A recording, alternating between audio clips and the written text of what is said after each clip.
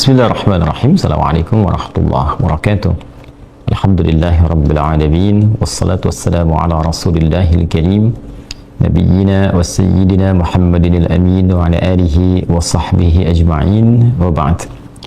Saudara-saudariku, bersyukur pada Allah subhanahu wa ta'ala mengawali perjumpaan kita di malam ini. Kita diberikan kesempatan kembali oleh Allah subhanahu wa ta'ala untuk mengisi kajian Aqsa Al-Quran Sunnah Solution, dan begitu istimewa karena saat ini kita telah memasuki bulan Al-Muharram. Untuk itu kita akan mengisi di kajian malam hari ini dengan pembahasan yang khusus, tema yang spesial terkait dengan tuntunan puasa sunnah Ashura atau puasa sunnah 10 Al-Muharram. Yang kita bahas adalah latar belakang dari tuntunan puasa sunnah ini, kemudian yang kedua adalah cara menunaikannya, dan yang ketiga tentunya hikmah di balik penunaian puasa sunnah Ashura atau 10 Al-Muharram yang dimaksudkan. Untuk itu, karena waktu kita terbatas di pertemuan malam hari ini, kita hanya akan sampai ke waktu Isya, dan ini kajian spesial. Kami harapkan teman-teman bisa fokus kepada tema dan pembahasan tentunya. Dan insya Allah kita akan mengacu kepada kitab-kitab hadis primer untuk menjadikan itu sebagai acuan pembahasan kita di pertemuan kali ini. Teman-teman sekalian, yang pertama kita akan gunakan langsung saja kitab Sahih Al-Bukhari untuk melacak tema yang terkait dengan pembahasan kita tentang puasa Ashura 10 Al-Muharram. Kemudian kita akan gunakan juga kitab hadis yang kedua, yaitu Sahih Muslim. Dan dua-duanya tentu rujukan utama yang otoritatif, baik Sahih Al-Bukhari ataupun Sahih Muslim. Kita akan temukan banyak barangkali di Sahih Muslim pembahasan terkait. Di Sahih Al-Bukhari kita akan juga gali dasar-dasar pokoknya. Langsung saja, di dalam Islam tentu keistimewaan yang kita dapati adalah setiap ibadah itu tidak ada inovasi, kreativitas di dalamnya, tapi tersambung pada tuntunan yang pokok dari Nabi Muhammad SAW yang bersumber tentunya dari perintah Allah Subhanahu wa Ta'ala. Semua terkodifikasikan dengan baik, tersanad dengan kokoh, sehingga apapun yang dikerjakan oleh umat Islam sampai dengan kapanpun, dari era Nabi Muhammad SAW sampai kini, sampai akan datang, semuanya memiliki landasan atau dalil yang sangat kuat dan bersumber dari dua sumber utama, yaitu Al-Quran. Yang kedua adalah penjelasannya dari hadis Nabi Muhammad SAW, dan itu yang menjaga otentisitas ajaran Islam. Dan juga ini yang paling utama adalah kesamaan atau keseragaman dalam penunaiannya dimanapun ia berada, siapapun dan kapanpun itu dilakukan. Terkait dengan penunaian ibadah puasa Al-Muharram, tepatnya di 10 Al-Muharram atau puasa Ashura, ini juga bersandar pada ketentuan yang dicontohkan langsung oleh Nabi SAW. Kita lihat dalam dokumen yang sampai kepada kita, yaitu dalam Sahih Al-Bukhari di Kitabus Siyam. Di sini ada 97 topik di Sahih Al-Bukhari itu. Kita akan temukan di topik Kitabus Siyam, teman-teman sekalian. Ya, di halaman 281. Ya, Kitabus Siyam di Al-Bukhari disebutnya Kitabus Shaum, di hadis Muslim Kitabus Siyam. Ya, topik yang ke-30 ya. Kitabus Shaum, kemudian hadis terkait ada di nomor hadis 1893, betul, halaman 281. Baik, kita bacakan hadisnya. Haddatsana qala, Al-Imam Al-Bukhari menyampaikan pada kita lewat kitab dia ini, beliau mengatakan haddatsana Qutaibah ibn Sa'id haddatsana Al-Laits an Yazid ibn Abi Habib anna Araq ibn Malik haddatsahu anna Urwah akhbarahu an Aisyah radhiyallahu ta'ala anha. Jadi sumber hadis yang terkait dengan penunaian puasa 10 Al-Muharram atau dikenal dengan Ashura itu bersumber dari sahabat mulia sekaligus juga istri Nabi Muhammad SAW dan ibunda kita tercinta, yaitu Sayyidah Aisyah radhiyallahu ta'ala anha. Beliau menyampaikan anna Quraisyan kanat tasumu yawma Ashura fil jahiliyah, thumma amara Rasulullah sallallahu alaihi wasallam bisiyamihi hatta furida Ramadan, wa qala Rasulullah sallallahu alaihi wasallam man syaa falyasumhu wa man syaa afdara. Baik, disampaikan kisah di sini terkait dengan penunaian puasa Asyura atau 10 Al-Muharram yang dimaksudkan, teman-teman.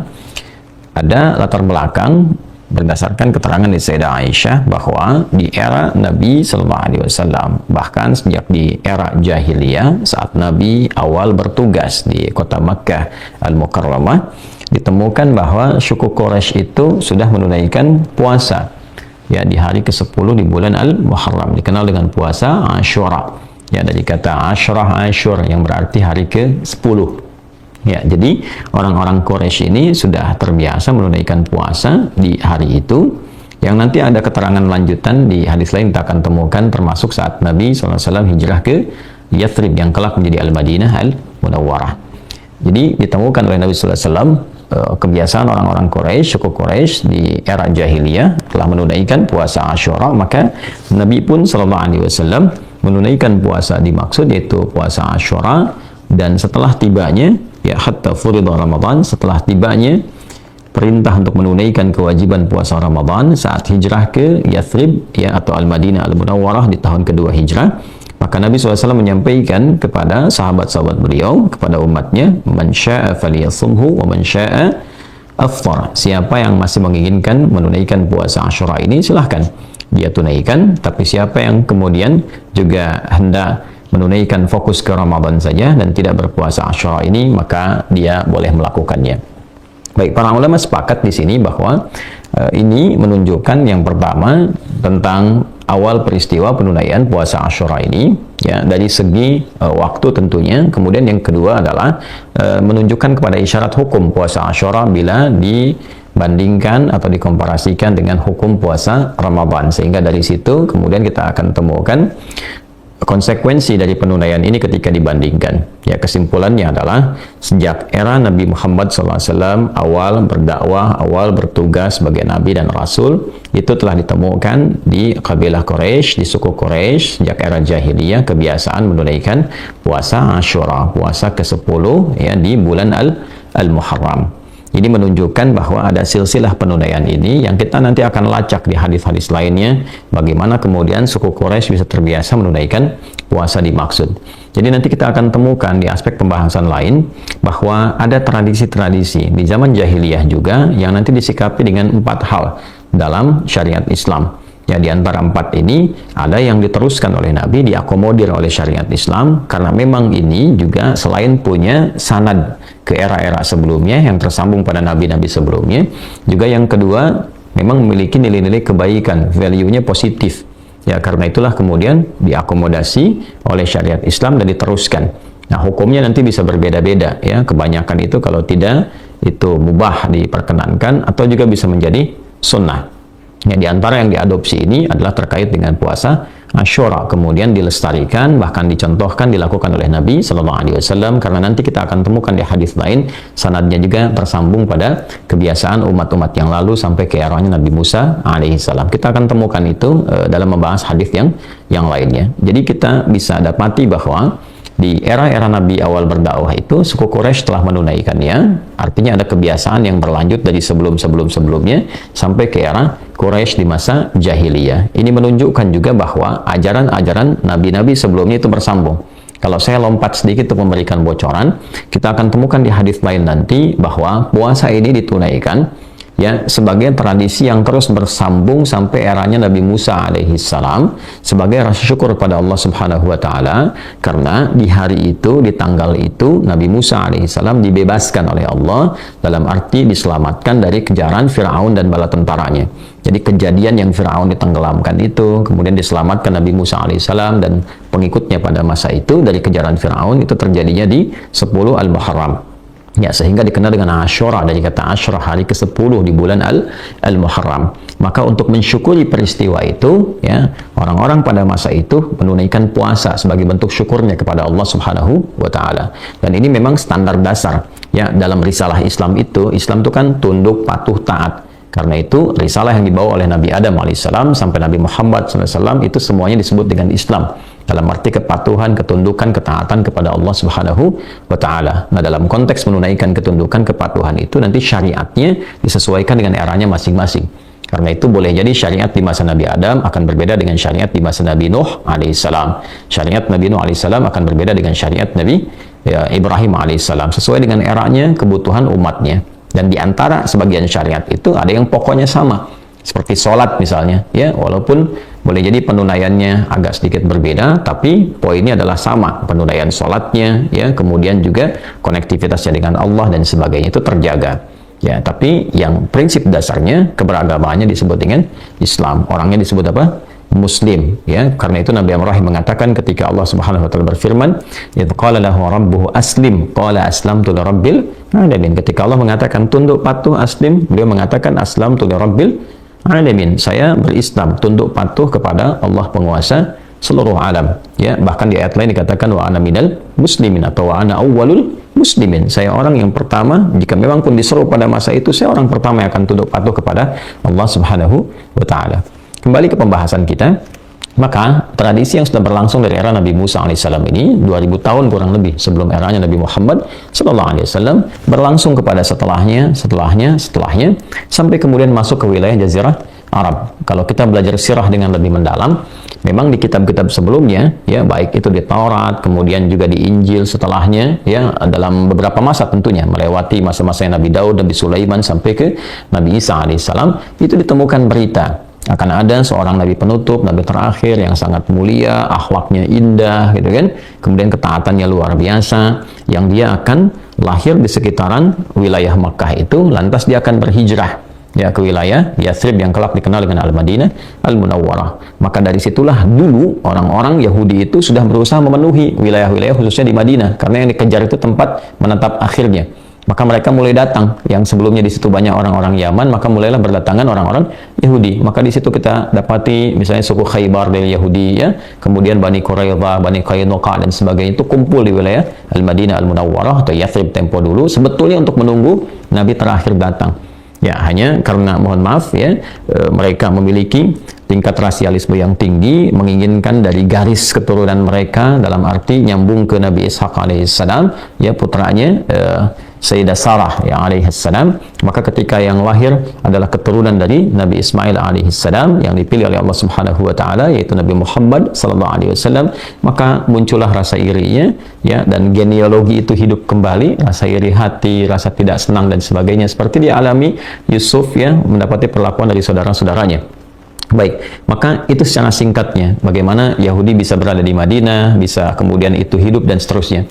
Nah, orang-orang yang di wilayah Makkah ini karena juga mewarisi bagian dari ajaran dan tradisi yang dibawa oleh Nabi Ismail alaihissalam, dan interaksi mereka dengan Yathrib juga begitu tinggi, maka itu masih kemudian terbawa tradisi-tradisi yang kemudian berjalan dari masa-masa yang dahulu. Di antaranya apa? Di antaranya melestarikan puasa Asyura atau hari ke-10 di bulan Al-Muharram. Maka hadis ini menguatkan dokumen yang ditemukan di Sahih Al-Bukhari di topik nomor ke-30 dari 97 topik itu, nomor hadis 1893, rawinya tersambung pada Sayyidah Aisyah radhiyallahu taala anha. Dan metodologi seperti ini nggak akan ditemukan kecuali dalam Islam. Jadi bisa dilacak gitu.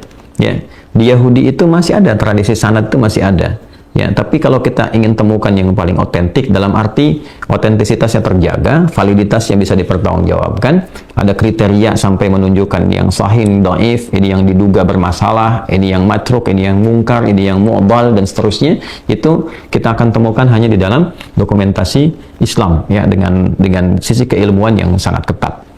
Nah, ini menunjukkan validitas dan otentisitas ini untuk kita, ya, untuk umat Islam begitu harus meyakini, ya. Orang di luar saja sampai orientalis begitu betul-betul mengagumi, ya, dan begitu betul-betul mereka juga bahkan meyakini kebenaran itu, sehingga metodologinya dicoba untuk diikuti. Di soal itu sangat sulit. Maka kita bersyukur sebagai umat Islam, alhamdulillah Allah jaga agama ini dengan sanad, ya, sehingga mau disoal dari sisi manapun kita bisa mempertahankannya karena Allah yang menjaganya, ya. Allah menjaga Al-Quran sehingga tidak ada satupun yang bisa dirubah, tidak ada satupun yang bisa direkayasa, dan Allah juga menjaga, ya, sabda-sabda Nabi Muhammad SAW yang dilestarikan sampai kini melalui penjagaan para ulama kita yang bisa disambungkan sampai ke Nabi. Si fulan menerima dari si fulan sampai ke Rasulullah SAW, dan itu sifatnya sangat ketat, bahkan juga dikomparasikan dengan orang-orang lain yang hidup sezamannya, sehingga dijaga agar tidak ada kesepakatan misalnya, atau mustahil seseorang bisa sepakat untuk berbuat dusta. Itu disebut dengan mutawatir namanya. Kembali ke sini, ya kurang lebih itu sejarahnya. Jadi Sayyidah Aisyah mengonfirmasi bahwa orang-orang Quraisy mendapati tradisi itu dari sebelum-sebelumnya, mereka sudah berpuasa. Jadi ketika Nabi mendapati orang-orang Quraisy berpuasa di 10 Al-Muharram, maka Nabi pun menunaikan puasa itu karena melihat itu sebagai tradisi yang dilestarikan dari era sebelumnya dan sifatnya baik sebagai wujud syukur pada Allah Subhanahu wa Ta'ala. Nah, sebelum kita lanjutkan pembahasan mendalamnya lagi, saya ingin ambil hikmahnya dulu supaya kita mendapatkan pembahasan yang utuh. Jadi dalil, memahami, sampai ke hikmah. Nah, hikmah yang paling pokok ya dari awal sejarah ini tentang puasa Asyura ini adalah bagaimana seseorang itu ketika mendapatkan nikmat dari Allah Subhanahu wa Ta'ala itu ingat kepada pemberinya, ingat kepada Allah. Nah, dengan mengingat itulah kemudian diwujudkan sifat syukurnya pada Allah Subhanahu wa Ta'ala. Ini yang dimaksudkan dalam beberapa ayat Quran ketika Allah bahkan memberikan hadiah kepada Rasulullah SAW berupa keterangan surganya sebelum beliau wafatnya. Seorang Nabi Rasul yang sangat mulia yang sebelum wafatnya sudah turun satu surah tentang surganya. Itu surah Al-Kautsar. Ya, ketika Allah berfirman, A'udzubillahi minasyaitonirrajim, Bismillahirrahmanirrahim, Inna a'tainakal kautsar. Dengan keagunganku, kata Allah, yang menggunakan ta'zimun nafsi li ta'zimi sya'ni, dengan keagunganku aku akan berikan anugerah, aku tetapkan kepadamu sesuatu yang sangat agung, sangat tinggi nilainya. Kautsar jamaah dari kata kafrah, yang banyak sekali karunia-Nya, banyak kenikmatannya tak terlukiskan, ya. Tapi Allah berikan satu pengajaran yang sangat luar biasa. Ketika Nabi SAW diberikan kenikmatan yang begitu melimpah, surga yang paling indah, yang paling komplit, ya, sampai di surat Ad-Duha itu sampai dikatakan fatarda, sampai engkau mengatakan saya ridha, saya puas ya Allah. Ya, padahal urusan nikmat itu ya tipikal manusia itu gak akan mengatakan puas. Dikasih sepeda pengen motor, dikasih motor pengen mobil. Tapi di surga ini saking nikmat luar biasanya sampai mengatakan fatarda, ya kan? Engkau akan mengatakan saya ridha ya Allah, saya puas. Tapi apa adabnya setelah mendapatkan itu? Fasalli li rabbika wanhar. Ya, maka ketika mendapatkan nikmat itu, ya, bukan sekedar terima kasih, bersyukur, senang, atau merasa sudah mendapatkan jaminan surga lantas berbuat ya apa saja yang diingini, tidak. Tapi Allah melatih adab di situ. Fasalli, maka salatlah, perbanyaklah konektivitas dengan Allah, tersambung, jangan sampai punya hubungan yang tidak baik. Ya, baik itu secara fisikal, salat kan menggunakan ya ibadah itu menggunakan fisik kan. Ya, wanhar, dan berkurbanlah atau menggunakan ibadah harta. Ya, jadi ketika Allah tambahkan harta, diberikan kenikmatan, syukuri dengan harta itu seperti Allah perintahkan. Ya, ketika Allah berikan kesehatan, koneksikan diri kita dengan Allah. Ketika Allah berikan nikmat yang begitu berlimpah. Nah, pelajaran di puasa Asyura ini memberikan kesan yang serupa. Ketika Nabi Musa alaihissalam diselamatkan dan kaumnya dari kejaran bahkan ancaman, ya eksekusi dari Firaun dan bala tentaranya itu, maka yang pertama dilakukan apa? Ketika diselamatkan, mereka mensyukuri semua nikmat itu dan mengoneksikan itu dengan Allah Subhanahu wa Ta'ala. Ya, membangun hubungan baik dengan Allah. Ini pelajaran besarnya. Jadi jangan sampai ada orang juga menunaikan puasa Asyura tapi lupa dengan Allah. Itu poinnya. Ya, berapa banyak Anda yang diberikan kenikmatan harta oleh Allah? Apakah sudah mengingat Allah atau belum? Bagaimana dengan sholatnya yang walaupun itu nggak usah bayar gitu? Allah sudah kasih Anda rumah yang begitu mewah, mobil yang sangat luar biasa, kehidupan luar biasa. Sampai seringkali Anda bikin konten untuk menunjukkan Anda berhasil ini dan itu, atau Anda tidak bikin pun Anda merasakan kenikmatannya. Tapi bagaimana hubungan Anda dengan Allah yang bahkan tidak menggunakan uang pun kadang-kadang masih malas untuk dilakukan? Maka bertakwalah pada Allah Subhanahu wa Ta'ala. Ketika Rasulullah SAW diberikan surga saja, perintah Allah pertamanya apa? Jaga hubungan baikmu dengan Allah, tingkatkan sholatmu. Itu yang menjadikan Nabi bangun malam sampai bengkak kakinya, sampai ketika ditanya oleh Sayyidah Aisyah radhiyallahu ta'ala anha, kenapa mesti begini ya Rasulullah SAW? Ya, au kama qalat. Maka apa Nabi yang dijawab oleh beliau SAW? Afala akunu abdan syakura. Itu jawaban indahnya. Apa nggak boleh aku menjadi hamba yang bersyukur? Itu kalimatnya. Ya, apa nggak boleh aku menjadi hamba yang bersyukur? Jadi Nabi mengekspresikan ya sifat syukurnya kepada Allah dengan meningkatkan ibadahnya. Sholat nggak bayar, apa nggak boleh ditambah gitu kan? Sementara Allah berikan sesuatu yang bahkan kalau kita kumpulkan amal kita nggak akan sanggup menandingi pemberian Allah itu. Ya, nggak akan cukup. Kalau bukan karena rahmat Allah, itu nggak akan bisa menandingi itu semua. Itu poinnya.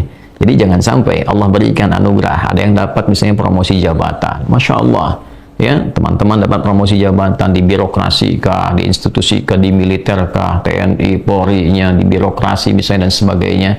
Nah, ingat, Kalau SK-nya bukan dari Allah yang menghendaki, nggak akan jadi itu. Ya kan?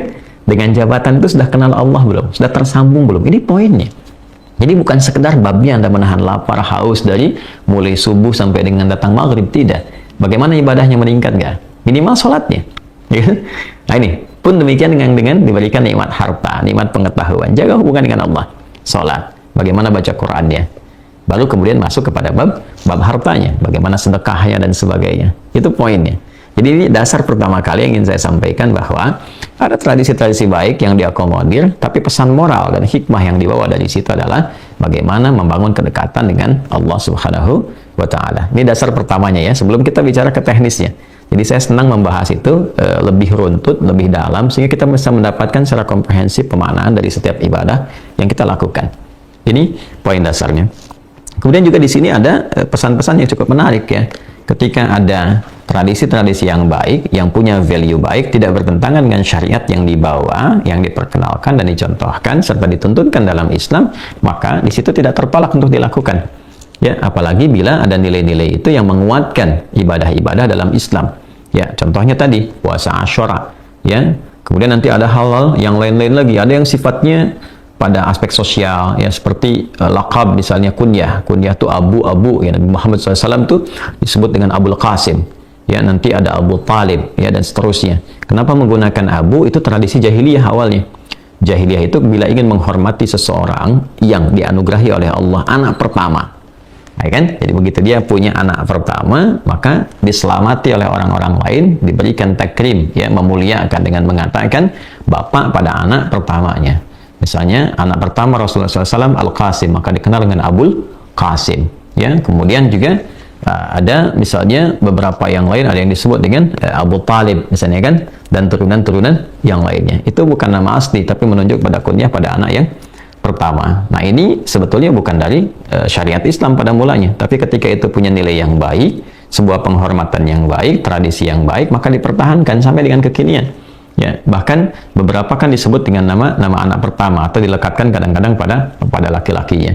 Bahkan pada orang yang berharap menginginkan punya anaknya akan diberi nama si fulan dan dilekatkan nama abunya. Misalnya saya pengen punya anak Abdurrahman, ya kan, belum lahir tuh, ya, masih dalam kandungan, atau misalnya pengen berharap, maka dia lekatkan nama itu untuk menjadi bagian dari kunyahnya Abu Abdurrahman. Itu sebetulnya bukan tradisi yang langsung dari Islam, tapi tradisi yang sudah ada sejak zaman jahiliyah. Value-nya dilihat baik, kemudian di situ diakomodir dan diterapkan dalam kehidupan. Dan itu tidak harus menunjukkan menjadi Islami, tidak. Justru menunjukkan kepada sifat-sifat baik yang harus dilestarikan. Jadi jangan kemudian kalau ada kunyahnya Abu Abdurrahman, misalnya Abu Muhammad, Abu Ahmad, ya, dan otomatis harus membawa nama itu dalam kehidupan. Tidak juga. Itu hanya kesan yang ditampilkan untuk penghormatan, takrim. Jangan sampai namanya dilekatkan kunyahnya, ya, tapi sifatnya tidak tampil dengan mulia. Nah, itu juga kontradiktif, ya, harus dikembalikan kepada aspeknya. Ini beberapa pelajaran yang kita dapatkan dulu sebelum masuk kepada intinya. Lalu di akhir, di sini dapati satu keadaan bahwa hatta furida Ramadhanu wa qala Rasulullah sallallahu alaihi wasallam man syaa'a falyasumhu wa man syaa'a aftara. Sampai kemudian tibalah difardukannya, diwajibkannya puasa Ramadan, maka Nabi SAW mengambil sikap untuk menyampaikan kepada umatnya pada masa itu, siapa yang ingin meneruskan puasa Asyura silakan lakukan, siapa yang ingin juga tidak berpuasa di hari itu tidak jadi masalah ketika ada Ramadan. Nah ini menunjukkan yang pertama aspek hukum bahwa puasa Asyura itu puasa 10 ya di hari ke-10 di bulan Al-Muharram itu hukumnya sunnah. Jadi bukan fardu di sini. Jadi lebih kuat Ramadan dibandingkan dengan Al-Muharram. Artinya apa? Kalau dilakukan pun ada kebaikan, ada pahala di dalamnya. Kalau tidak memungkinkan pun untuk mengerjakan itu karena kondisi-kondisi tertentu, ada uzur syar'i misalnya, maka tidak menjadi mengapa. Tidak menjadi beban dosa dan tidak harus diqadha. Jelas ya? Ini gambarannya. Jadi kalau ada yang bertanya bagaimana statusnya puasa Asyura itu? Baik, dia sunnah. Baiknya sunnah yang bahkan Nabi pernah mempraktikkan, sehingga sebagian ulama juga menggarisbawahi walaupun statusnya sunnah sangat ditekankan jadi muakkadah untuk dikerjakan, tapi bila dikomparasikan dengan Ramadan maka tetap nilai sunnah itu tidak bisa mengalahkan yang fardu, ya. Nah di sini kenapa dikomparasikan? Supaya juga umat Islam bisa memosisikan secara proporsional. Ya, ingat ini poinnya, ini hikmahnya seperti ini, pelajarannya demikian. Kalau mampu dikerjakan puasa, silahkan puasa. Kalau tak mampu pun karena alasan-alasan fisikal misalnya, alasan medis atau dalam perjalanan yang tidak memungkinkan puasa, tidak harus memaksakan. Yang penting hikmahnya praktekkan. Di hari yang sama kita berlatih untuk membangun hubungan dengan Allah lebih baik, meningkatkan sholat, meningkatkan zikir, meningkatkan sedekah, itu poinnya. Ya, sisi lain ada yang puasa, optimalkan juga hikmahnya tadi. Ya, atau misalnya ada yang puasa tapi tidak mengenal hikmah, jadi yang didapatkan hanya apa? Ya hanya menahan lapar dan haus saja. Pahala insya Allah didapatkan sesuai dengan keikhlasan. Jadi Islam itu ada pahala yang bisa diambil dari konsep pemenuhan rukun dan syarat. Begitu kita tunaikan amalnya, ikhlas kita tunaikan, berusaha sepenuh hati kita tunaikan karena Allah, dapat pahala di sini. Ya, tapi ada yang kedua namanya hikmah. Nah, hikmah ini yang dibawa sebagai tuntunan dalam berkehidupan, pedoman. Ya, jadi wisdomnya apa dari situ? Oh, tadi wisdomnya itu membuat kita lebih baik, terkoneksi dengan Allah, ya, mampu kemudian bisa menjalin hubungan dengan orang-orang sekitarnya dengan mulia, ya, ingat kebaikan, tidak melupakan kebaikan-kebaikan yang telah diberikan, apalagi sama Tuhan. Allah udah kasih banyak kok lupa sama Tuhan, ya kan? Ya, itu poin besarnya. Allah selamatkan Musa, selamatkan kaumnya, maka ingat dengan Allah, dia puasa, dia bangun hubungan baik, dia Allah kasih banyak hal pada hambanya, dikasih oksigen tiap hari gratis, Masya Allah, tiap waktu dikasih ketenangan, kenyamanan, hidup enak, bahkan harta melimpah, nggak ingat sama Allah. Nah, itu problem. Ya, apalagi ada yang kemudian sama sekali melupakan Allah. Nah, itu berbahaya, maka akan terancam ketika pulang, itu problemnya. Inilah teman-teman sekalian di bagian hadis pertama. Sekarang kita akan buka dokumen kedua melalui hadis Muslim, ya kan? Dua-duanya sahih, Al-Bukhari dan Muslim. Dua-duanya kitab jami'. Di sini ada kurang lebih 97 topik, di sini kurang lebih ada 44 topik kurang lebih, ya. Dan metodologinya sangat ketat, ya, terhubung langsung keterangannya pada Nabi SAW. Ada mungkin yang bertanya, Ustadz, kenapa kok ada beragam kitabnya? Ingat teman-teman, ini kan hidupnya, ya, walaupun nanti ada yang di satu era, beda era, cuman kan kemampuannya berbeda dalam mengumpulkan hadis. Imam Al-Bukhari ada batasan hidupnya yang dikumpulkan oleh beliau, oh ketemunya sekian, dengan dikumpulkan, dirapikan. Ketika ini meninggal, muridnya meneruskan, ya kan? Kemudian melengkapi metodologinya, kan, supaya lebih mudah diakses, lebih mudah kemudian untuk menentukan topiknya, lebih terkualifikasikan. Ada lagi, jadi semua satu dengan yang lainnya punya kualitas yang sama-sama kualitas sahih dan saling melengkapi. Yang nggak ditemukan di sini ada di sini. Nanti aspek-aspek yang terkait dengan pola ibadah ditemukan di kitab Sunan. Ya, kalau Anda ingin mencari urutan jumlah hadis, ditemukan di kitab, misalnya ada Mu'jam, ya, Mu'jam untuk mencari hadis-hadis dari aspek A, B, C, atau dari alif sampai dengan ya. Kalau Anda ingin melihat siapa perawinya, berapa banyak hadisnya, kitabnya apa? Musnad. Baik, di sini kita akan temukan juga di Kitabus Siyam. Di sini teman-teman sekalian topik nomor 13. Jadi kurang lebih dari 44 itu topik nomor 13 dan di subtopik yang 19 sampai 20. Ini spesifik di sini. Kalau yang tadi diikutkan kepada topik umum Kitabus Shaum topik nomor 30, yang ini subtopiknya langsung Bab Shaum Yaumi Asyura. Itu kan topik pembahasan tentang puasa Asyura. Yuk kita lihat. Bismillahirrahmanirrahim. Qala al-Imam Muslim rahimahullahu taala, Imam Muslim menyampaikan, haddatsana Zuhair bin Harb, haddatsana Jarir an Hisham ibn Urwah an abihi an Aisyah radhiyallahu taala anha. Baik. Ini Masya Allah mengonfirmasi yang disampaikan oleh Imam Al-Bukhari. Jadi hadis sahih yang disampaikan oleh Imam Al-Bukhari dikonfirmasi juga di Imam Muslim. Ini menunjukkan bahwa apa? Hadisnya valid, otentik, dan semua jalur mendapati itu, baik jalurnya Imam Al-Bukhari juga jalurnya Imam Muslim. Inilah keunggulan dalam Islam. Jadi konfirmasi dari jalur manapun ketemu. Ya, bukan hanya dari satu orang. Kalau satu orang kita bisa meragukan. Si fulan, dari mana si fulan dapatnya? Tahu dari mana kalau itu dari Nabi? Maka di Islam itu, baik si fulan menerima. Di era si fulan itu ada siapa lagi yang menerima? Oh, ternyata bukan hanya si fulan lagi, si fulan lagi. Lanjutkan ke atas. Dari mana jalurnya? Si fulan sampai ketemu Rasulullah SAW. Dan di setiap tingkatan, atau disebut dengan tabaqah, itu dipastikan. Ya, mereka semuanya harus benar informasinya, benar keadaannya, akhlaknya juga bagus, dan tidak ada kemungkinan untuk berdusta. Maka masuklah kemudian derajat hadis mutawatir. Nanti baru diambil sanadnya ke bawah, ya, kepada sahih. Ada 5 syaratnya. Mattasala isnaduhu binaqlil adlid dhabiti li'anil adlid dhabiti min ghairi syudzudin wala illatin qadihah. Mattasala isnaduhu, ya, sanadnya harus bersambung. Tadi yang saya sampaikan, nanti ada mutawatir, ada masyhur, ada yang tingkat yang rendahnya ahad, ya kan? Itu pun nanti ada kualifikasinya lagi. Binaqlil adli, harus adil yang meriwayatkannya. Nanti ada kualifikasi apa yang disebut dengan adil itu.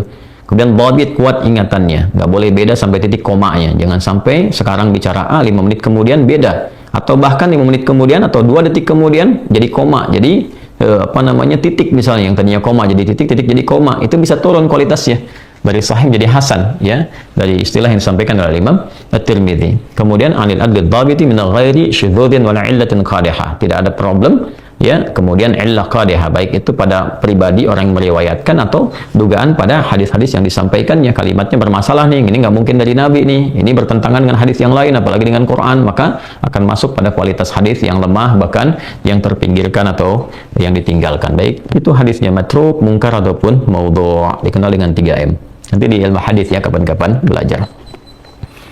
Baik, bismillahirrahmanirrahim. Apa hadisnya? Dari Sayyidah Aisyah radhiyallahu taala anha, di sini disampaikan, qalat, beliau menyampaikan, kanat Quraisyun tasumu Asyura fil jahiliyah wa kana Rasulullah sallallahu alaihi wasallam yasumuhu falamma hajara ila al-Madinati samahu wa amara bisiyamihi falamma furida syahru Ramadhan qala man syaa'a samahu wa man syaa'a tarakahu. Nah, ini ya, lebih jelas kalimat yang disampaikannya mengonfirmasi dokumen yang pertama tadi yang disampaikan dari Sahih Al-Bukhari.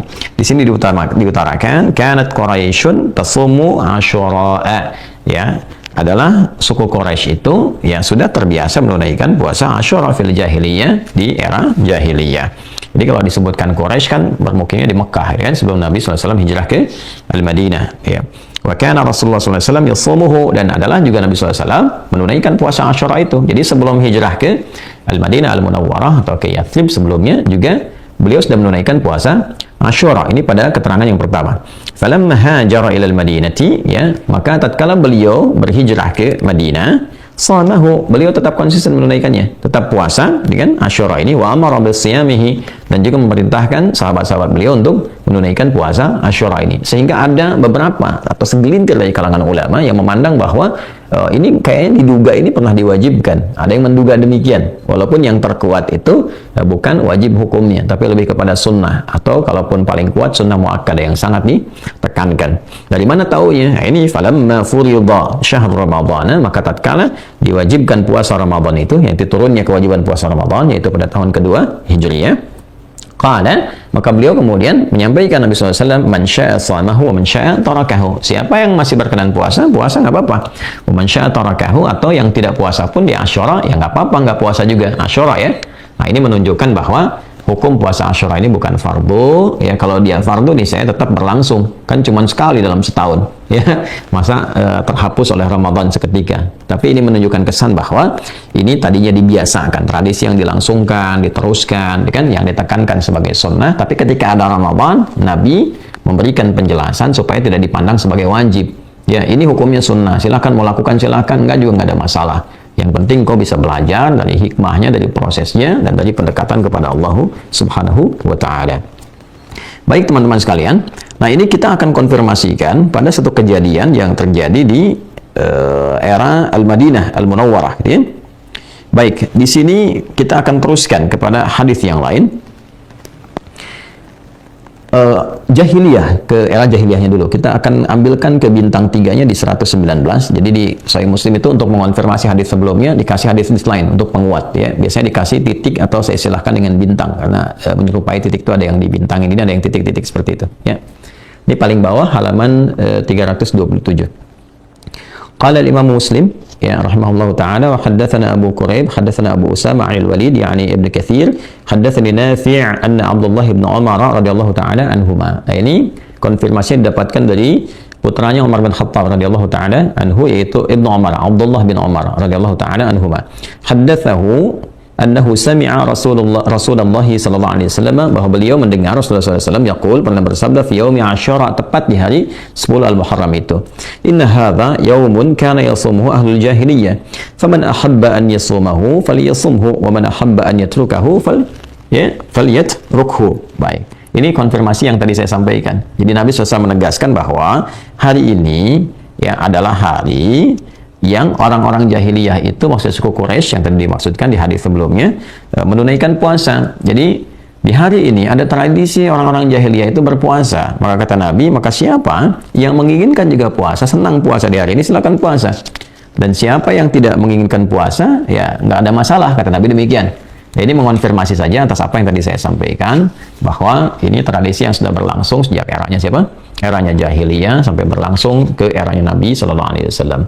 Nah, ada satu bagian yang juga tidak boleh kita luput di sini, bahwa Nabi Shallallahu Alaihi Wasallam itu seringkali memberikan tuntunan kepada kita, bila ada tradisi-tradisi yang baik dikerjakan di satu tempat dan tidak bertentangan dengan syariat Islam, maka anjuran kita menyertai itu, ya kan?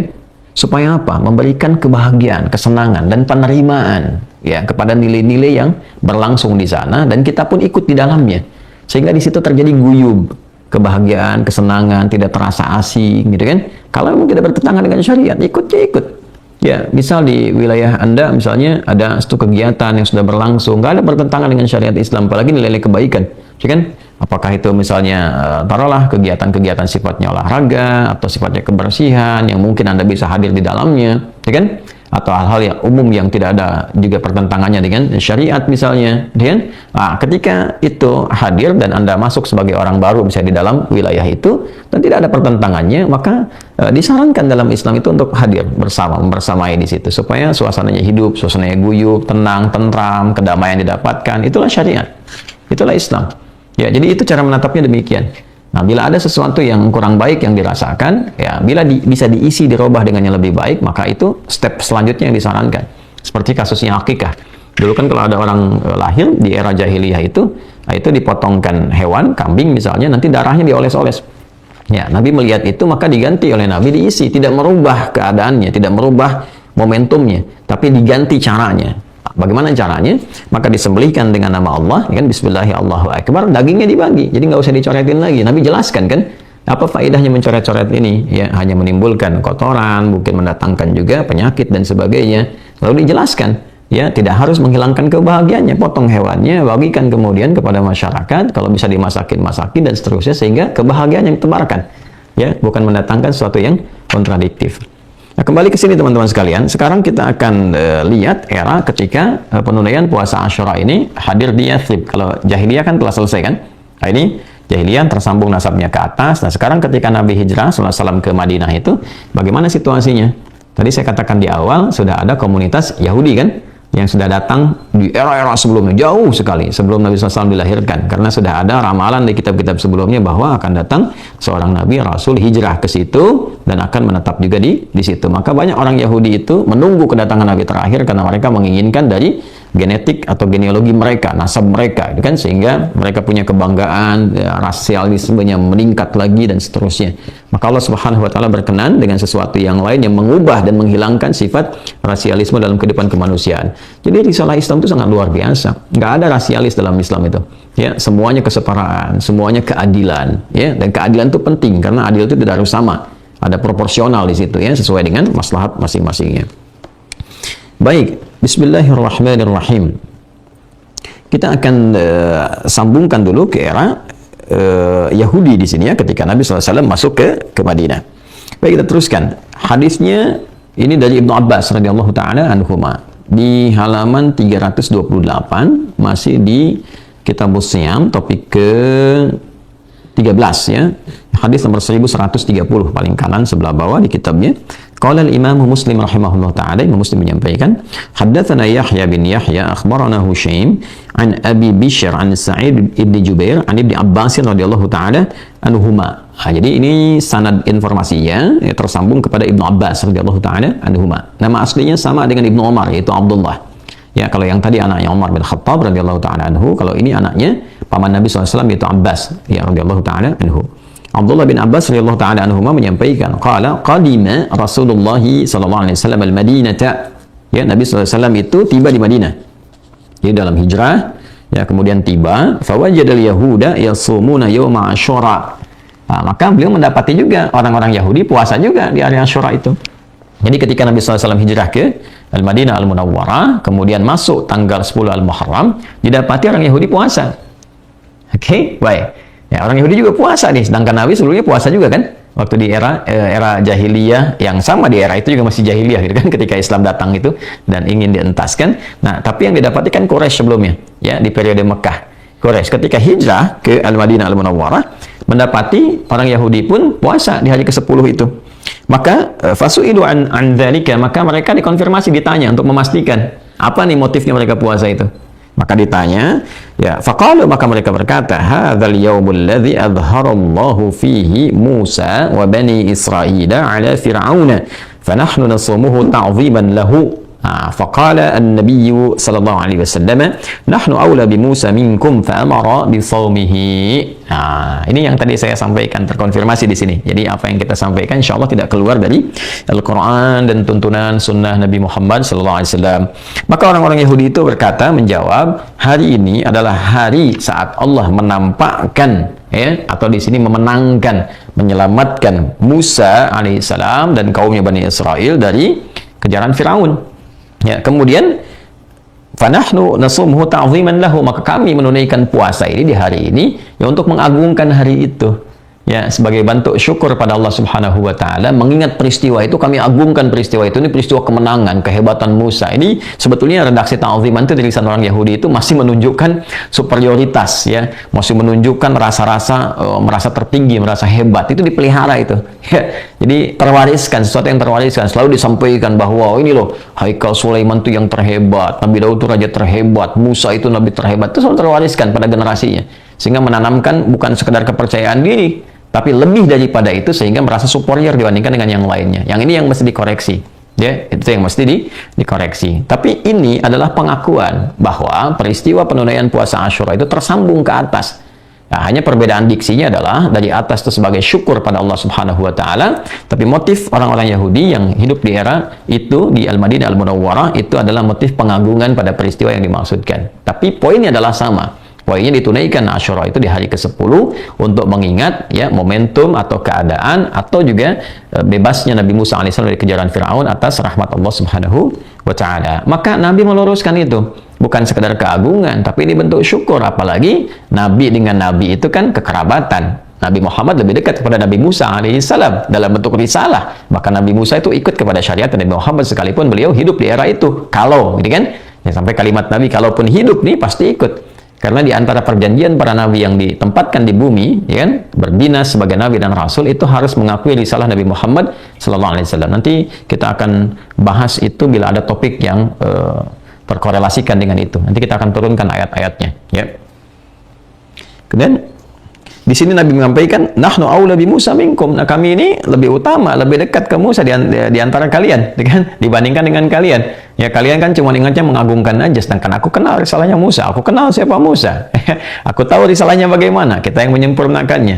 Nah, tapi di sini adalah komen yang indahnya. Maksudnya apa? Ya, risalah Musa itu ketika menunaikan puasa itu, beliau mensyukuri nikmat Allah yang membebaskan beliau dan kaumnya pada masa itu dari kejaran Firaun. Nah, ini yang kami ingin lestarikan, kata Nabi. Ya kan? Itulah kurang lebih lah gambarannya. Maka Nabi tetap menunaikan puasa itu, kemudian memerintahkan sahabatnya untuk menunaikan puasa. Dan disinilah keindahan dalam Islam. Jadi menghargai orang Yahudi yang puasa pada masa itu.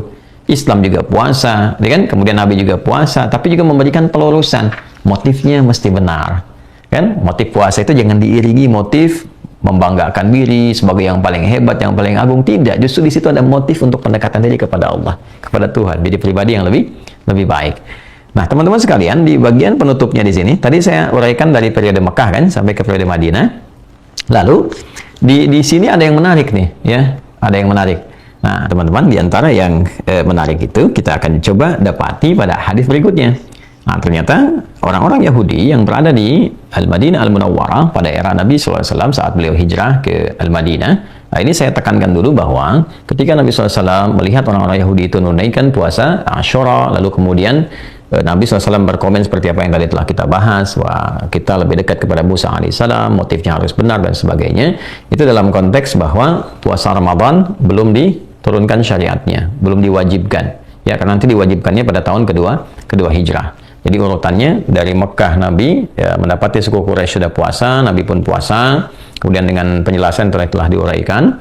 Lalu setelah itu hijrah ke Yathrib atau Al-Madinah dengan Al-Munawwarah, mendapati juga Yahudi puasa di hari yang sama, di bulan yang sama, ya, yaitu di 10 Al-Muharram atau di momentum Asyura. Maka dikonfirmasikan kepada mereka, mendapati jawaban, dan tadi telah saya uraikan penjelasannya. Dan di waktu itu belum masuk kepada tahun 2 Hijriah. ya saat puasa Ramadan itu diwajibkan. Nanti ketika masuk bulan Sya'ban, ya kemudian puasa Ramadan juga sudah diwajibkan, maka saatlah Nabi SAW memberikan komentar siapa yang sudah menunaikan puasa Ramadan ini, atau sudah masuk di bulan Ramadan, atau sudah berlaku kewajiban Ramadan di tahun itu, maka puasa Asyura itu menjadi pilihan. Mau dilakukan silahkan, tidak juga nggak ada masalah. Yang penting hikmahnya didapatkan dengan sempurna dan bisa diimplementasikan dalam kehidupan. Nah, kita masuk pada aspek yang sangat menarik di sini. Nah, ternyata orang-orang Yahudi itu yang berada di Madinah bukan sekedar menunaikan puasa Asyura, tapi juga memosisikan, menempatkan hari itu sebagai satu di antara hari raya mereka.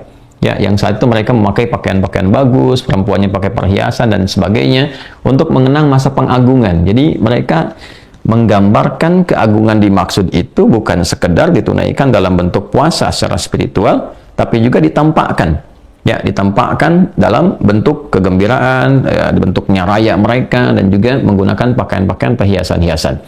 Ini kita dapatkan konfirmasinya dalam hadis riwayat Muslim. Kita pertama dapati di nomor hadis 1131, kemudian di titik 3 ke bawahnya, ya sebagai penguat.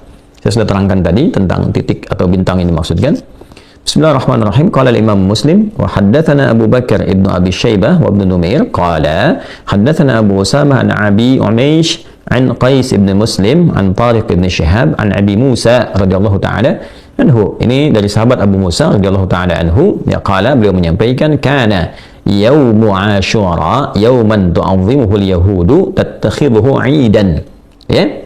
Jadi disampaikan dari sahabat Abu Musa al-Asy'ari radhiyallahu taala anhu, beliau mengatakan bahwa hari Asyura itu hari yang diagungkan oleh orang Yahudi pada saat itu di Madinah, bahkan mereka menjadikannya sebagai hari raya, ya hari Id. Faqala Rasulullah sallallahu alaihi wasallam, maka Nabi sallallahu alaihi wasallam kemudian bersabda, "Sumu antum," ya kalian puasa aja. Ya, puasa. Jadi ini poin penting juga yang digarisbawahi. Sekalipun orang-orang Yahudi pada masa itu menjadikannya sebagai hari raya, mereka bergembira, berpesta, menggunakan pakaian-pakaian yang bagus. Nah, bukan itunya yang di-highlight oleh Nabi. Bukan poin itunya, tapi poin ibadahnya. Karena esensi dari sikap syukur kepada Allah itu meningkatkan konektivitas kepada Allah dalam bentuk peribadatan. Jadi bukan perkara pakaian mewahnya, perkara pakaian bagusnya, bukan perkara kegembiraan dan sebagainya. Tapi poinnya adalah bisa nggak menangkap pesan di balik peristiwa itu untuk membangun rasa syukur pada Allah Subhanahu wa Ta'ala. Maka hormati mereka dengan keadaan itu dan juga implementasikan nilai puasa itu dalam kehidupan kalian. Jadi yang di-highlight oleh Nabi tetap sumu antum, kalian puasa. Tidak harus ikut menggunakan pakaian-pakaiannya atau tidak harus ikut menggunakan hiasan-hiasannya. Esensinya puasanya, dekati Allahnya. Itu poinnya. Jelas ya? Baik. Kemudian yang tadi saya katakan menggunakan pakaian dan sebagainya kita temukan di titik berikutnya. Qala al-Imam Muslim rahimahullahu taala wa haddatsana Ahmad bin al-Mundhiri haddatsana Hammad bin Usamah haddatsana Abu al-Umaysh akhbarani Qais fa dzakara bi hadzal isnad mithlahu wa zada qala Abu Usamah fa haddatsani Sadaqah ibn Abi Amran an Qais ibn Muslim an Tariq ibn Shihab an Abi Musa al-Asy'ari radhiyallahu taala anhu qala. Nah, ini versi yang sama dari Abu Musa al-Asy'ari, tapi didapatkan dari orang yang lain yang lebih lengkap versinya. Ya, jadi inilah keindahan dalam Islam. Kalau kita nyebut di 3 orang kan kadang redaksi beda-beda kan. Ada yang menyampaikan pendek, menengah, ada yang lebih lengkap. Nah, ini dari orang yang mendengar lebih lengkap dari Abu Musa al-Asy'ari. Qala kana ahlu Khaybar yasumuna yawma Asyura yattakhidhunahu 'idan wa yulbisuna nisa'ahum fihi huliyahum wa syaratahum. Ya. Kemudian faqala Rasulullah sallallahu alaihi wasallam fasumu antum. Di sini disampaikan bahwa ahlu Khaybar, jadi kalangan orang Yahudi dari suku Khaybar, jadi ada Khaybar, Bani Qainuqa, ya, Bani Uqab dan sebagainya. Ini yang Khaybar, yang punya benteng besar itu, yang kelak nanti ada peristiwa di dalamnya. Itu kalau sudah masuk ke hari Asyura, mereka berpesta menjadikannya sebagai raya, dan perempuan-perempuannya didandani, ya pakai pakaian-pakaian, hiasan-hiasan dan sebagainya. Lalu disampaikan kepada Nabi sallallahu alaihi wasallam, Nabi berkomentar apa? Tetap konsisten, sumu antum puasanya ya. Puasanya aja, bukan pestanya, bukan ramainya. Jangan sampai engkau berpesta, senang pesta, tapi nggak ingat Allah. Ayo, yang tiap akhir pekan tuh pesta-pesta, ya kan? Yang udah dikasih proyek, kasih harta, kasih jabatan, tapi lupa sama Allah yang menitipkan, yang akan dihisab. Malah diisinya dengan apa? Dengan pesta pora, datang ke tempat hiburan, bahkan ada yang maksiat. Wa na'udzubillahi min dzalik, ya kan? Maka mungkin dengan ceramah ini, mungkin dengan tausiah ini ada pencerahan yang menyadarkan. Mungkin karena belum tahu, belum paham, belum kenal dengan Allah. Maka dengan itulah diingatkan, innaka mayyitun. Ya, Ya, ish ma syi'ta fa innaka mayyit. Ingat pesannya bahwa silahkan hidup seperti apapun, tapi kita ini calon meninggal. Silahkan pulang kembali kepada Allah. Jangan sampai saat pulang nggak kenal Allah. Itu poinnya. Nah, ada peristiwa teman-teman sekalian, ini bagian terakhir dari hadis yang akan disampaikan, bahwa ketika melihat orang-orang Islam juga puasa, sebagian orang Yahudi komen. Nah, ini kalau merasa tinggi itu komen juga lain, ya. Maka sebagian mereka mengatakan, ini orang-orang Islam itu hanya ikut kita aja katanya. Ya kan? Nggak punya syariat, nggak punya tuntunan, kita puasa, mereka ikut puasa, ya kan? Maka ketika mendengar itu diadukan kepada Nabi sallallahu alaihi wasallam, maka kita dapatkan dalam hadis ini subtopik nomor 20, bab ayyu yaumin yusamu fi Asyura. Sebetulnya di hari apa puasa yang ditunaikan di Asyura itu? Apakah 10-nya atau ada yang lainnya? Maka di hadis nomor 1134 disampaikan, ya kan? Qala Imam Muslim rahimahullah taala, Imam Muslim menyampaikan, haddatsana Al-Hasan bin Ali Al-Hulwani, haddatsana Ibnu Abi Maryam, haddatsana Yahya bin Ayyub, haddatsana Ismail bin Umayyah annahu sami'a Aba Ghatafan ibn Turaif Al-Murniyya yaqulu sami'tu Abdullah bin Abbas. Ini sanadnya ke Abdullah bin Abbas radhiyallahu taala anhuma. Yaqulu, beliau berkata, hina shama Rasulullah sallallahu alaihi wasallam yaum Asyura wa amara bisiyamihi, ketika Nabi sallallahu alaihi wasallam menunaikan puasa Asyura dan memerintahkan para sahabat menunaikan puasa itu juga, qalu, mereka kemudian menyampaikan, ya Rasulullah wa ya Rasulullah, innahu yaumun yu'azzimuhu al-yahudu wan nasara. Maka para sahabat mengonfirmasikan karena ada kejadian tadi yang saya sampaikan, ya Rasulullah, itu hari itu diagung-agungkan oleh Yahudi dan juga diikuti oleh Nasrani. Bagaimana kami bersikap? Maksudnya di hari ke-10 itu bukan hanya puasa, tapi mereka menjadikan Id, mengagungkannya, ya. Kemudian berkomentar seperti tadi yang disampaikan, itu nanti dalam riwayat lain, ya, kita akan temukan karena waktu kita terbatas. Maka apa jawaban Nabi? Qala Rasulullah sallallahu alaihi wasallam, Nabi sallallahu alaihi wasallam bersabda, fa idza kana al-'amul muqbil insyaallah sumna al-yawm at-tasi'. Maka komen Nabi, nanti kalau memang tahun depan itu masih ada peluang. Dan kalimat ini digarisbawahi oleh para ulama. Nabi sudah merasakan bahwa ini periode terakhir beliau berkehidupan untuk berdakwah bersamai umatnya yang hidup di era itu, untuk kemudian menanamkan legasi sunnah-sunnah beliau, menjelaskan kandungan Quran yang akan terus abadi sampai kehidupan ini berakhir, sampai kembali pada Allah Subhanahu wa Ta'ala. Beliau merasakan boleh jadi tahun depan ini mungkin tidak membersamai. Makanya beliau mengatakan, fa idza kana al-'amul muqbil, di sini diselipkan insyaallah sumnal yaumat tasi'. Memang kalau dapat lagi tahun berikutnya, ya kita mulai dari hari yang ke-9. Nah, komentar Nabi ini ketika mengatakan hari yang ke-9, kemudian disyarah oleh para ulama, diberikan penjelasan, ini mukhalifatan lil Yahud, untuk menjadi pembeda dengan Yahudi. Maksudnya apa? Ya, pembeda di sini bukan sekedar ingin beda, ini begini kita beda, bukan begitu. Ini ingin memberikan kesan bahwa tidak seperti yang mereka duga, tidak seperti yang kemudian mereka tuduhkan. Ya, jadi menghindari tuduhan dengan mengerjakan sesuatu yang lebih baik, itu lebih elegan, lebih elok dibandingkan dengan membalas dengan cercaan. Jadi jangan sampai ada orang mencerca kepada Islam, kemudian menghina dan sebagainya, dibahas dengan hinaan lagi. Jangan dilakukan. Ya, sama saja terhina lisannya kalau begitu. Lebih baik diisi dengan sikap moral yang lebih baik, tuntunan yang lebih mencerahkan. Maka Nabi memberikan kesan. Ya sudah, kalau mereka memang agungkan dan menduga bahwa kita cuma ikut-ikut, tunjukkan kepada mereka bahwa tidak seperti itu. Ya, sudah kita tunaikan dari hari ke-9-nya. 9 kemudian 10. Nah, kalimat hari ke-9 ini dipahami oleh para ulama untuk menunjukkan kesan pembeda saja, tidak seperti dugaan-dugaan orang Yahudi. Jadi kalaupun tidak sempat di hari ke-9, tadi kan sudah lewat ya, di hari Kamis nggak sempat nih, maka ulama mengatakan boleh hari ke-11-nya.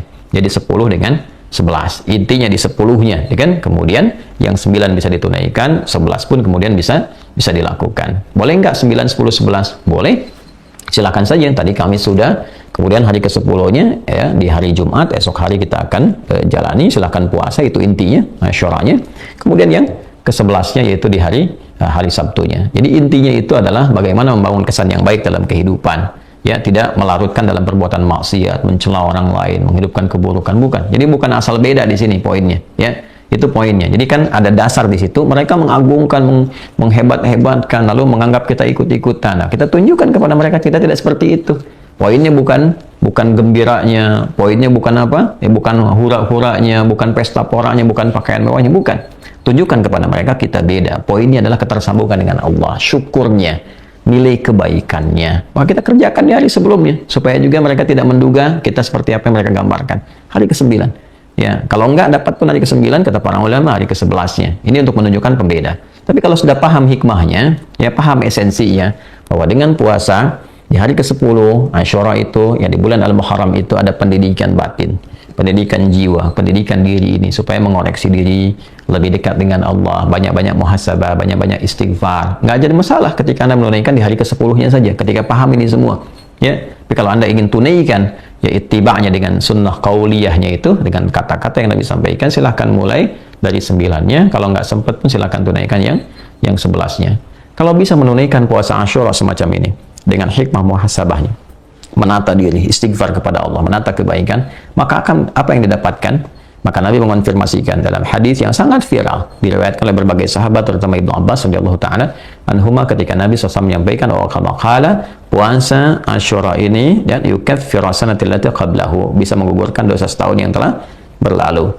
Ya, setahun ini tentunya kalau diistighfari, banyak dimuhasabahi, apalagi kalau kita mencoba untuk melampaui itu semua ke belakang, dari sejak balik ingat lagi bagaimana hubungan dengan Allah, salatnya, baca Qur'annya, kemudian juga yang lain-lainnya, hubungan dengan manusia, dengan orang tua, dengan kerabat dan sebagainya. Kemudian kita koreksi diri di situ untuk mendekatkan diri kepada Allah, berniat membangun kebaikan. Maka ini yang menjadikan diri kita lebih baik. Maka keberhasilan puasa Asyura ini adalah hadirnya sikap transformatif berupa baik itu karakter moral yang baik yang mengantarkan pada karakter kinerja yang mulia. Dia menjadi pribadi yang lebih baik, pribadi lebih mulia, pribadi yang mencerahkan dan membangun hubungan yang berkesan dengan siapapun yang berinteraksi dalam kehidupan. Itulah teman-teman tentang puasa Asyura. Kali ini edisi spesial, kita hanya akan berhenti di saat ini saja dan sudah akan tiba waktu Isya. Semoga Allah Subhanahu wa taala merahmati kita, mempersamai kita dalam kebaikan, menuntun kita sampai husnul khatimah dalam keadaan yang baik, dan memberi kesempatan untuk menunaikan puasa Asyura ini dengan segala hikmah yang bisa kita implementasikan sebagai hamba Allah yang baik dalam kehidupan. Teman-teman, sebelum saya tutup, saya tidak bosan mengingatkan untuk meningkatkan amal soleh kita. Ada peluang teman-teman untuk melengkapi amal soleh ini dengan berwakaf melalui pesantren Mira, Ma'had Islam Rafiah Akhir, khususnya untuk melengkapi, menyempurnakan asrama dan masjid yang kita akan optimalkan di 2 bulan ini agar dapat diselesaikan dengan baik. Teman-teman bisa salurkan ke rekening Bank Syariah Indonesia, BSI Bank Syariah Indonesia, nomor 111 3 kali satunya 111 4444 142 111 4444 142 atas nama Yayasan Ma'had Islam Rafiah Akhir. Demikian, semoga berkenan. Allahumma taqabbal minna innaka antas sami'ul alim wa tub 'alaina innaka antat tawwabur rahim. Allahumma barik lana fi umurina wa fi amrina waj'alna min ibadikas salihin waj'al baqiyata hayatina hayatan thayyibah wa akhir wafatina husnul khatimah. Wa sallallahu ala nabiyyina Muhammad wa ala alihi wa sahbihi ajma'in. Wa akhiru da'wana subhanakallahumma wa bihamdika nashhadu an la ilaha illa anta nastaghfiruka wa natubu ilaik. Alhamdulillahirabbil alamin. Assalamualaikum warahmatullahi wabarakatuh.